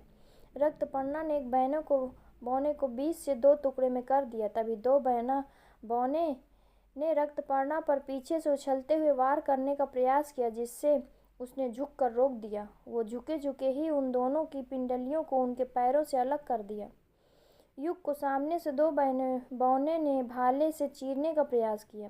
युग ने अपनी तलवार से उन दोनों भालों को काट दिया। रक्तपर्णा पर 5-6 बौने ने एक साथ धावा बोल दिया, जिससे वो धरा पर घुटने के बल बैठ गई। उसने अपनी तलवार को बचाव के लिए गहन ढाल में परिवर्तित कर दिया। फिर उसे पुनः एक पैनीताल बना उस सभी को बीच में से काट डाला। उन सभी के रक्त के सैलाब के कारण रक्तपर्णा का पूरा देह लाल रंग से नहाया हुआ था। उनका मर्दन करते हुए उस लाल रक्त में नहाए हुए वो अत्यधिक भयावह लग रही थी। युग, कल्प और सभी बौने उसके इस भयावह रूप को देखकर भीतर से कांप उठे थे। जूड़े में बंधे हुए उसके लंबे काले तलवार की नोक में फंसकर खुल गए। उसके बालों को खिलते ही वातावरण में चल रहे हवा बहाव तेज गति से चलने लगी थी, जिससे उसके बाल हवा में बड़ी ही भयानक रूप से उसके सर के आसपास उड़ने लग गए थे। सभी को उस समय रक्तपर्णा के क्रोधित नेत्रों में उनकी मृत्यु दिखाई दे रही थी। सभी बौने अब उनसे दूर भाग रहे थे, परंतु रक्तपर्णा पर कोई बल समा गया था, जिससे वो अपना आत्मसंयम खो चुकी थी और अब उन बौनों के पीछे भाग भाग कर उन्हें मार रही थी। अचलेश ने रक्तपर्णा की कटार को अपने आप ही तलवार में और तलवार को अपने आप ही ढाल में पुनः तलवार की परिवर्तित होते देख लिया था तथा इस दृश्य को देखकर वो अचंभित था। ये कन्या विचित्र है, अवश्य इसमें कुछ भिन्न क्षमताएं हैं। इस कन्या को हानि पहुंचा कर अवश्य अनुचित कर रहा हूँ। ये सब मुझे रोकना ही है, अन्यथा किसी विकट परिस्थितियों का आना संभव है। अचलेश के माथे से पसीना बहने लगा। वो एक पत्थर पर खड़ा हुआ आंख बंद करके तेज स्वर में चीखा, सभी रुक जाओ। उसके इतना कहते ही उस स्थान पर मरणासन स्वरूप सन्नाटा छा गया। रक्तपर्णा भी कुछ देर हाँफते हुए उसे घूर रही थी, परंतु कुछ क्षण पश्चात वो बेसुध होकर गिर पड़ी। युग दौड़कर उसके निकट आया, उसे अपने हाथ में उठाकर एक पेड़ से टिका दिया। रक्तपर्णा, उठो रक्तपर्णा, क्या हो गया तुम्हें? कृपा करके उठ जाओ प्रिय, अन्यथा मैं स्वयं को आजीवन कोसता रहूँगा। मैं तुम्हारे बिना अपने जीवन की कल्पना भी नहीं कर सकता। कृपा करके उठ जाओ रक्तपर्णा। युग के नेत्र अश्रु से पूरित हो चुके थे। वो निरंतर उसे जगाने का प्रयास कर रहा था। इसे विश्राम घर ले चलो, अचलेश ने अपने एक साथी से कहा। ये आप क्या कह रहे हैं सरदार? अभी तो आप इसे मृत्यु देने को कह रहे थे, अब आप इसे हमारे विश्राम घर ले जाने का आदेश दे रहे हैं। सभी साथी क्या सोचेंगे? उसने कहा, अभी मुझे कोई प्रश्न नहीं चाहिए, अभी केवल मेरे आदेश का पालन करो। अचलेश ने कहा, अचलेश की आज्ञा का पालन करते हुए वो बौना कुछ साथियों संग रक्तपर्णा की ओर जाने लगा, परंतु युग उनके और रक्तपर्णा के बीच ढाल बनकर उनके समक्ष तलवार लेकर खड़ा हो गया। खबरदार, यदि तुम में से एक भी इसके निकट आया तो परिणाम भयावह होंगे। युग ने उन सभीयों को चेतावनी देते हुए कहा। अचलेश ने अपने कमर से एक तीर की तरह दिखने वाला परंतु द्रव्य भरा सूक्ष्म सूचिकाभरण निकाला। वो चुपके से उनके पीछे जाकर उस सूचिकाभरण की नोक को उसकी गर्दन में चुभो दिया और पूरा दिव्य उसके भीतर भर गया। युग भी अपनी चेतना खो बैठा और वहीं गिर पड़ा। दोनों को लेकर चलो, अचलेश ने आदेश दिया। वह सभी ने उस आदेश का पालन कर रक्तपर्णा व युग को शिविका में लिटाकर अपने कबीले की ओर चल पड़े। कुछ समय के बाद रक्तपर्णा व युग एक विशालकाय मिट्टी की बनी हुई कुटिया में लकड़ी के व बांस से बनी हुई दो खाट पर पड़े हुए थे। रक्तपर्णा का रूप भयावह नहीं लग रहा था। उसके वस्त्र बदले जा चुके थे। वो अब एक मासूम शिशु की तरह सोई हुई थी। वह अचलेश उसकी कुटी के कोने पर खड़ा कुछ सोच रहा था। युग के देह पर अनेक और हर अंग पर गहरे घाव थे जिस पर लेप व पट्टी बांधी हुई थी। कुछ समय के पश्चात एक स्त्री ने उसे कुटी में प्रवेश किया। वह अचलेश के निकट गई। स्वामी, ये दोनों कब तक अचेत अवस्था में रहेंगे? उस स्त्री ने अचलेश से प्रश्न किया, जो अचलेश की पत्नी थी। पता नहीं सुकाम्या, मैं कुछ कहने या करने की स्थिति में नहीं हूँ, अचलेश ने शून्य में ताकते हुए कहा। ये दोनों इस अवस्था में कैसे आए? सुकाम्या ने उससे पुनः प्रश्न किया। अचलेश ने उसके इस प्रश्न पर उसे बिना भाव के कुछ मुख के साथ देखा, जिससे वो समझ गई। मेरा अर्थ है कि जब मैंने इस कन्या के वस्त्र बदले तो इसके देह पर कई घाव थे। कहीं ये किसी की शिकार तो नहीं बन गई थी? सुकन्या ने अपनी बात रखी। ये हमारे समुदाय के लोगों से लड़ने में क्षतिग्रस्त हो गई थी। ये नहीं, इसका साथी भी, अचलेश ने युग की ओर देखकर कहा। तो आप इन्हें इस स्थिति में परिवर्तित कर इन्हें अपने कबीले में ले आए। सुकन्या के स्वर में परिवाद स्पष्ट रूप से उपस्थित था। मेरा उर मुझे रह रहकर ये संकेत दे रहा है कि मैंने इन दोनों को क्षति पहुंचाकर बहुत बड़ा अपराध किया है। अचलेश का गला रुधन हो गया था। आप भावुक हो रहे हैं। इनके चेतना में आते ही इनसे बात करिएगा कि ये दोनों यहाँ क्या लेने आए थे। सुकन्या बोली, उन्हें वो फल चाहिए स्वामिनी। अचलेश ने नेत्र बंद करते हुए कहा। सुकन्या कुछ क्षण के लिए गहन सोच में पड़ गई। आप व आपके साथी इतने वर्षों से उस फल के पेड़ की रक्षा कर रहे हैं, परंतु आज तक उसका उत्तराधिकारी नहीं आया, और जो आया उसे आपने जीवित नहीं छोड़ा। मेरा मानिए तो आप एक बार इन दोनों बालकों का ज्ञान परीक्षण करके देख लीजिए। यदि ये दोनों उनके लिए श्रेष्ठ हुए तो अवश्य आपका परीक्षण पूरा कर पाएंगे। सुकन्या बोली, मैं किसी पर विश्वास नहीं कर सकता हूँ प्रिय, आप भी जानती हैं वो दुरुपयोग किए जाने पर कितना घातक है। अचलेश ने कहा, आप धैर्य रखें, वही होगा जो ईश्वर की इच्छा होगी। सुकन्या ने उन्हें सांत्वना दी। युग व रक्तपर्णा दोनों की हल्का हल्का चेतना जागृत हुई। वो दोनों उठकर बैठने का प्रयास करने लगे। तुम ठीक तो हो ना? युग ने रक्तपर्णा के कंधे पर हाथ रखते हुए प्रश्न किया। हाँ, मैं सकुशल हूँ, परंतु तुम नहीं लग रहे हो।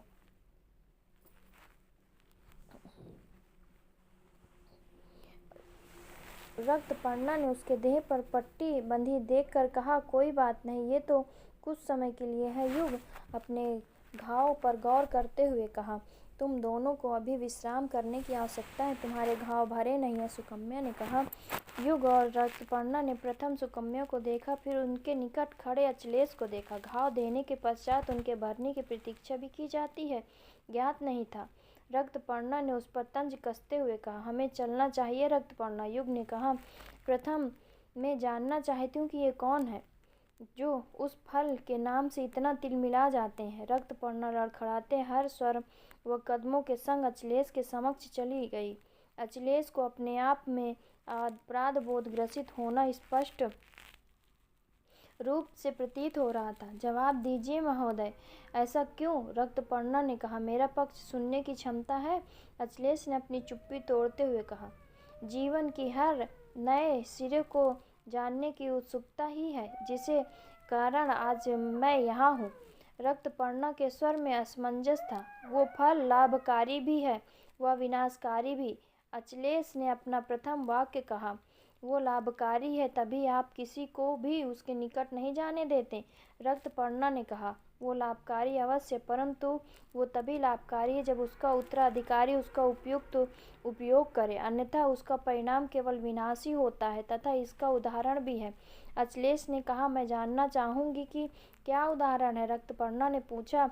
निकृत पेड़ का ये फल एक समय पर देवी शतरूपा का पसंदीदा आहार हुआ करता था। निकृत पेड़ का इतिहास भी अत्यंत विचित्र है। एक समय में देवताओं ने लोक में रहने वाले एक गंधर्व निकृत लोक में विचरण कर रहा था। तभी उसे मार्ग में इंद्र की एक अप्सरा दिखी जिसका नाम उपनयना था। उपनयना के रूप पर मोहित निकृत रात में उनके महल के आसपास भटकता रहता था। उपनयना को भी निकृत के साधारण स्वभाव भाता था। कुछ समय बाद दोनों को एक दूसरे से प्रेम हो गया, परंतु एक गंधर्व का इंद्र की अप्सरा के साथ होने का ये प्रसंग इंद्र को नहीं सुहाया। इसलिए इंद्र ने निकृत को धरती पर किसी कार्य से भेजा। वह पश्चात उसकी बुद्धि फिरा दी, जिससे उसने एक दिन ऋषि तर्मक की साधना तोड़ दी, जिससे ऋषि क्रोधित हुए। वो निकृत को पेड़ बनने का श्राप दे दिया। निकृत की चेतना जागृत हुई और उसने ऋषि से प्रार्थना की तो उसे इस श्राप से मुक्त कर दे, परंतु ऋषि के श्राप को निष्क्रिय करना स्वयं ऋषि के दुष्कर था। इसलिए ऋषि तर्मक ने उसे एक मार्ग बताया कि तुम अगले 2 सहस्त्र वर्षों तक इसी प्रकार रहोगे। इसी समय काल में देवी शतरूपा आएंगी और वो तुम्हें मुक्त करवा सकती हैं। उनके तप से निर्मित कोई बालक या बालिका अपनी 27 वर्ष की आयु पूरे होने के पश्चात तुम्हारे यहाँ आकर तुम्हारी जड़ों में अपने रक्त को डालेगा, जिससे कि तुम्हें मुक्त कर सकेगा। देवी इस फल के स्वाद से अत्यंत प्रसन्न थी तथा इसलिए इस फल के कारण निकृत को वरदान मिला। इसलिए उसका फल चमत्कारी है तथा इस फल का उत्तराधिकारी उस फल की सहायता से पृथ्वी पर बसे राक्षसी शक्ति वाले पृथ्वी पर शत्रु के विनाश का आवाहन करेगा। परंतु कुछ विनाशकारी बुद्धि जीवों की बुरी दृष्टि उस फल पर है, जिस कारण मुझे अपने समुदाय को यहाँ हर समय चेतित रखना पड़ता है। अचलेश ने बताया। परंतु आप ही क्यों रक्षा हो उस फल के? युग ने प्रश्न किया। क्योंकि मैं निकृत व उपनयना का पुत्र हूँ, अचलेश ने बहुत ही रुंधे स्वर में कहा। रक्तपर्णा व युग की आंखें आश्चर्य से भर उठी। अचलेश ने अपने आंसू साफ किए, फिर उनकी ओर बढ़ा। और पता है, जब वो मुक्ति प्राप्त करेंगे तब मैं भी मुक्त हो जाऊंगा। इस कारण सहस्त्र वर्षों से उनकी रक्षा कर रहा हूँ, इस प्रतीक्षा में कि एक दिन सब सामान्य होगा। मेरी माता भी इसी प्रतीक्षा में चली गई। अचलेश ने अपना मन हल्का किया। सब सामान्य होगा तात? रक्तपर्णा ने अचलेश को जल ग्रहण करने हेतु दिया और उनके कंधे पर हाथ रखा। तो क्या अब हमें लौटना होगा? युग न उदास स्वर में प्रश्न किया। अब हम अपने स्वार्थ के लिए इनकी प्रतीक्षा का उपहास नहीं कर सकते युग। रक्तपर्णा ने उसे समझाना चाहा। तुम जैसा कहो। युग उदास हो गया। उसे प्रतीत हुआ जैसे उसकी आशा की अंतिम किरण टूट रही थी। क्या आज तक देवी शतरूपा के तप से उत्पन्न कोई मनुष्य यहाँ नहीं आया? रक्तपर्णा ने प्रश्न किया। देवी शतरूपा के तप से जन्मी कन्या 27 वर्ष होती उससे पूर्व उसकी हत्या कर दी गई, परंतु उस कन्या के भीतर के बल व उसके उद्देश्य के कारण उसका पुनर्जन्म भी हुआ, परंतु इतिहास दोहराया गया था। वो पुनर्जन्म लेने वाली कन्या की भी हत्या की गई। अचलेश ने कहा। यदि वो दोनों जीवित ही नहीं तो उनके पिता निकृत की मुक्ति किस प्रकार होगी? रक्तपर्णा आश्चर्य में भर उठी। मैं केवल प्रतीक्षा कर रहा हूँ। मैंने अपनी आशा के सहारे ही अब तक का जीवन जिया है। अचलेश ने कहा। वो कन्या कौन थी? युग ने प्रश्न किया। वो एक साधारण कन्या नहीं थी पुत्र, उसमें असीम शक्तियाँ थीं। जो किसी के पास नहीं थी। वो एक पराक्रमी योद्धा थी, बिना अपनी शक्ति के भी। ये सब एक व्यक्ति जानता था, जिससे ने उसकी कन्या के भाई के हाथों उस कन्या को मार डाला। अखिलेश ने बताया। उसकी इतनी बात सुनकर रक्तपर्णा के हृदय में मानो सहस्त्र घंटे एक साथ बज उठे। उस कन्या का नाम क्या था? रक्तपर्णा ने कांपते स्वर में प्रश्न किया। अरुंधति का पुनर्जन्म काल भैरवी, अखिलेश ने बताया। अखिलेश की ने इतना कहा ही था कि रक्तपर्णा के हाथ का जल पात्र उसके हाथ से छूटकर धरा पर गिर गया। ये सुन युग भी आश्चर्य व खुशी से सम्मिलित भाव से रक्तपर्णा को देखने लगा। आपको पूर्ण ज्ञात है कि वो भैरवी ही है? युग ने कहा। मुझे ज्ञात है ही होगा ना बालक, अखिलेश ने कहा। मतलब रक्तपर्णा तुम हो वो? हे ईश्वर, तेरी लीला वाकई अपरंपार है। युग ने हाथ जोड़कर दोनों आंखें बंद की। तुम क्या कहना चाहते हो? सुकन्या ने कहा। रक्तवर्णा ही काल भैरवी की पुत्री है तात। युग ने खुशी से उछलते हुए, क्या तुम क्या कह रहे हो? क्या सच? अखिलेश ने आश्चर्य ने कहा। 100%। युग ने रक्तपर्णा को देखकर कहा, जो कि ये सब सुन अब भी शून्य में ताक रही थी। इसी कारण इस कन्या ने लड़ते समय अपने शस्त्रों को इतना रूप में परिवर्तित किया। अखिलेश ने कहा। हाँ। युग ने कहा। हाँ, मेरी माता सबके हित के हेतु जन्मी थी, परंतु ईश्वर ने उनकी नियत इतनी क्रूर लिखी। रक्तपर्णा के गाल पर आंसू लुढ़क आए। वो रोने का समय नहीं है रक्तपर्णा, तुम्हें अभी भी बहुत कार्य संपन्न करना है।